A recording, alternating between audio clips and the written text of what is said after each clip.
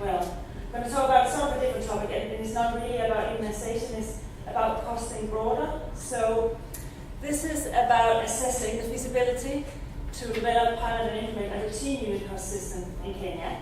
This, next slide, please. Oh, no, sorry.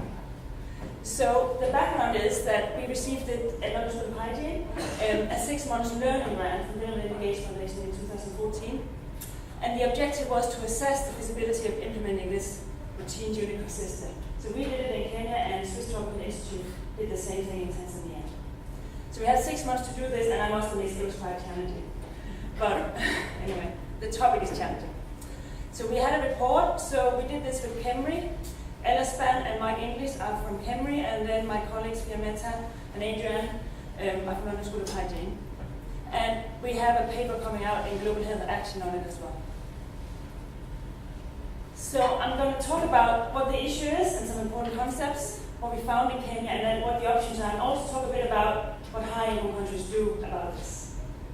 So this is the issue. This is what the EPIC-1 did, but actually I think EPIC-1 did it, it was simple, because it was just delivering vaccines.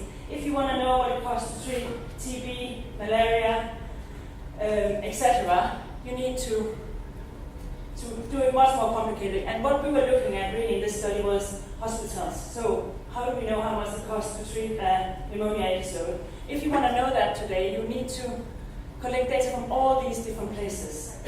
Because this hospital, it really doesn't manage any money. It often gets supplies donated, gets supplies from above, and even the data they have is really disparate. What I've found is many hospitals, they don't even know really how many patients they see per year, and that's an important thing. You know the cost, but if you don't know the number of patients, etc., etc.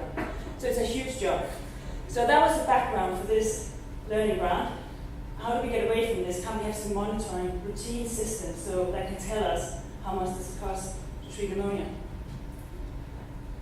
So what would this look like? So my initial was that we would have this system, routinely monitor, and it could be linked to electronic health records. So if a patient comes in for pneumonia, the electronic health record would tell you how many drugs, how many days stayed in the hospital, etc., and all linked, and it would all come out. But I realized this is really new. Okay. So first of all, we need to think about accounting versus costing. How can help me out with this? This is an accountant. So what I learned from this is that distinction is really important. Even though you have a good accounting system, which is the aim for hospital, I think, we still need to do the costing. It's not enough because it's just not the same thing. They're for different purposes, and it might not include capital costing the same as we would do economic values.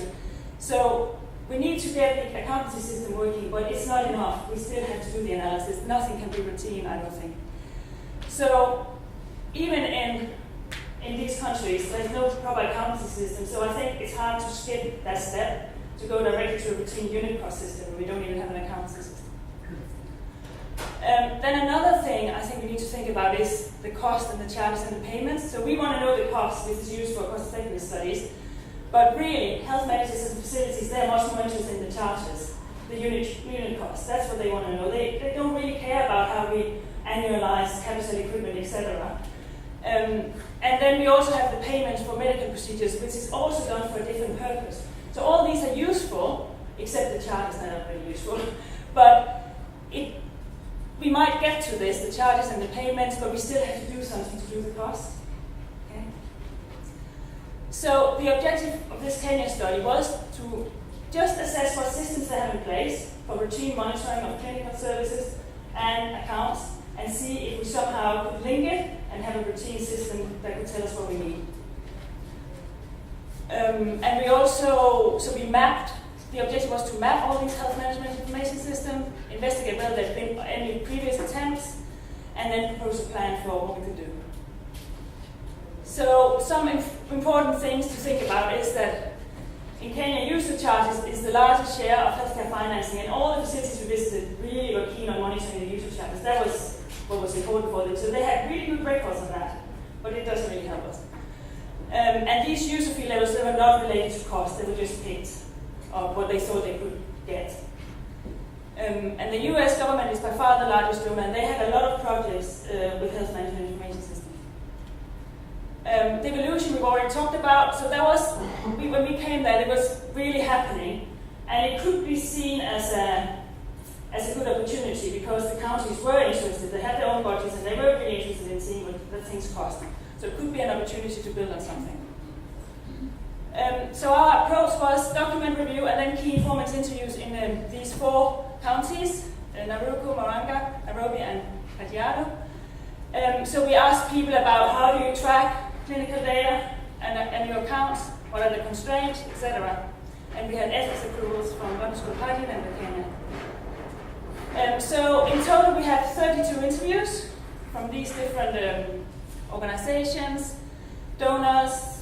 We went to public hospitals, Ministry of Health, University of Nairobi.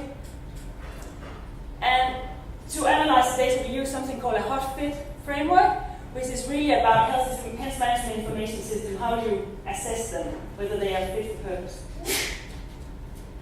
So first of all, the technology, which is the longest, what we really looked at. So what we found was that the ones in the top, the big circle there is the health facility.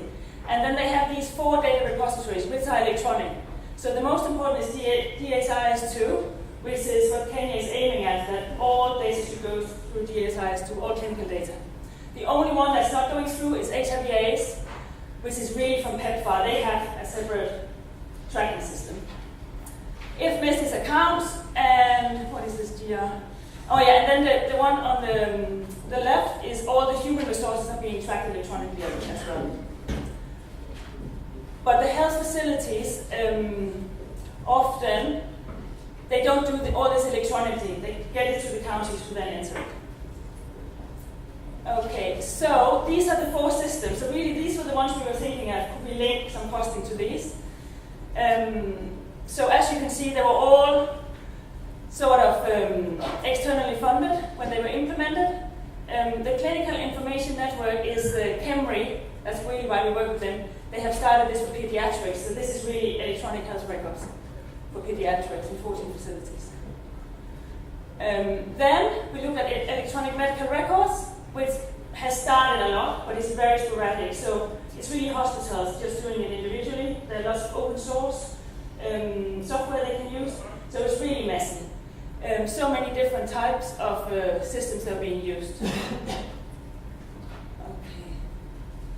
And there were USAID funded, PEPFAR. They were implementing electronic health records in 600 health facilities, and WHO had a similar project. But none of them were linking it to cost. It was just about the fees. The fees they were monitoring the patient, what they were being treated for, and then the charges. Okay, so with regard to technology, how we thought it could fit. First of all, the DHIS2 is really important. You can't get out of that. But in the DHIS2, they're already asking for some cost data. Not cost data, but resources used, but they're just not being filled in at all. I'll show you that afterwards. There's so many things that are not being filled in it. Another thing is, and the auditing practices are really variable, so the data in DHIS2 is not that reliable. All hospitals have internet connection, but only 60% of health facilities have. So you would start, if you needed this type of systems, you have to work with the hospitals. And there was no evidence that any of this infrastructure had been used for cost accounting. So here you can see we ranked the quality of these routine systems. So the DHIS2 was good for vaccinations. I think it's just the coverage data that's been transferred to it. It was good. But for many other things, family planning, TB, human resources, data was just not being entered. And also, DHIS2, as you can see there were some expenditure data. They were meant to enter, but nobody entered it. So organizational fit. There are lots of policy initiatives that says we really need data, we need cost data, we don't know what things cost, and it's important. But it's kind of just statements.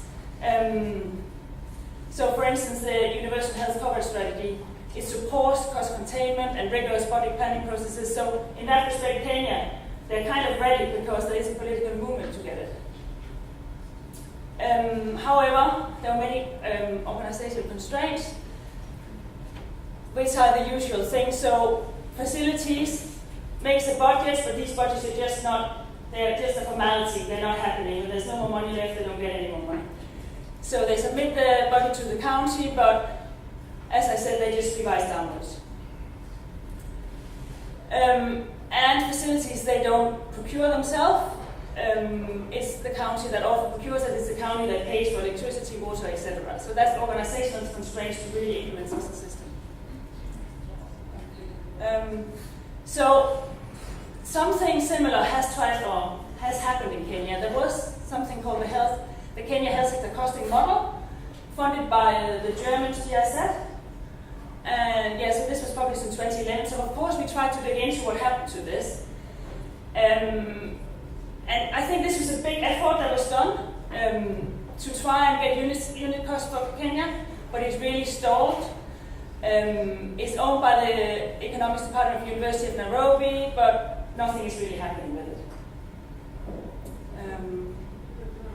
So what stakeholders told us was the model has not been institutionalized, the Ministry of Health does not use it, and there were contradictory messages, and we just couldn't really get any information about what happened.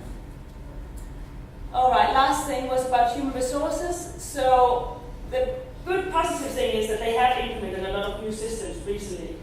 DHIS2, the accounting, the financing, tracking systems. So things are really moving, but there's a chronic shortage of data records officers. Apparently, there are only 844 compared to a need of 4,071, and the data management is largely undertaken by nurses. So this is just summarizing our findings with technology, organization, and human resources. So the fifth was that it seems as if both because of the devolution and all the policy goals, that they want to know what things cost, and they want to base reimbursement. There's a national health insurance company, they want to base reimbursement on cost, but it's mainly just statements.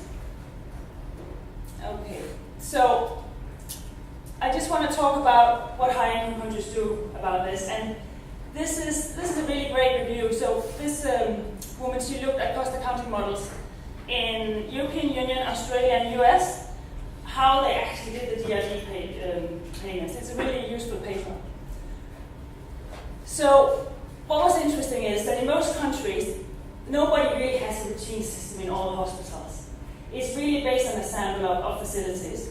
So Australia is the country that has most, so 80% of all cases are really costed, but as you can see in many of the other countries, it's just a sample of facilities that are providing this information, and they're using these facilities to then reimburse all facilities in the country. And there are many different methods. So data is collected annually in almost all the countries in this review, except Italy that only did it once in 1997 and still using those numbers. And then some only collect data on inpatient services, some also do outpatient.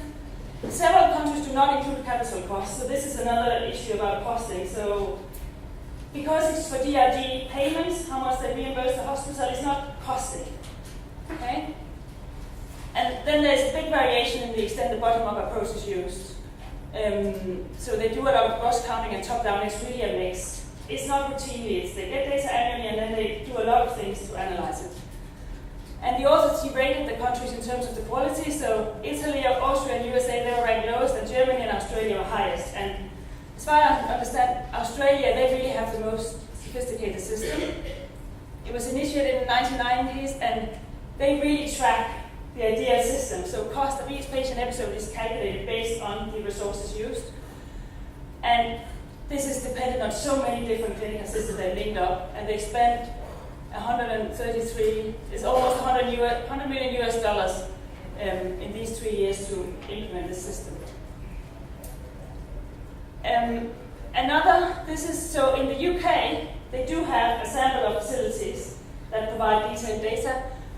But how it's done is that the University of Kent, for many years, for decades, they have then produced this, not annually, but almost annually, this report, and they draw on a wide variety of sources. And they update all data with inflation. And what they say is they always favor research and surveys in which data are collected, analyzed, and investigated in more depth than is possible in routine data collection. So what they are doing, they're using some routine data collection, but it's really based on studies, the unit cost that comes out of the UK. So what we concluded was that implementation of as any system, it will be a really long-term investment that requires substantial political support. So I showed you already that a few years back there was an initiative that just stalled. So it just needs a lot of political support. And what we found was the best way to start would really to have like a unit cost center as in the UK, where they start by just combining the resources that are already there, because they do have human resource data, and they have IFMIS, which is the accountancy tracking. So that could all be compiled and then mixed with microcosting studies. That was our recommendation in here. Thank you.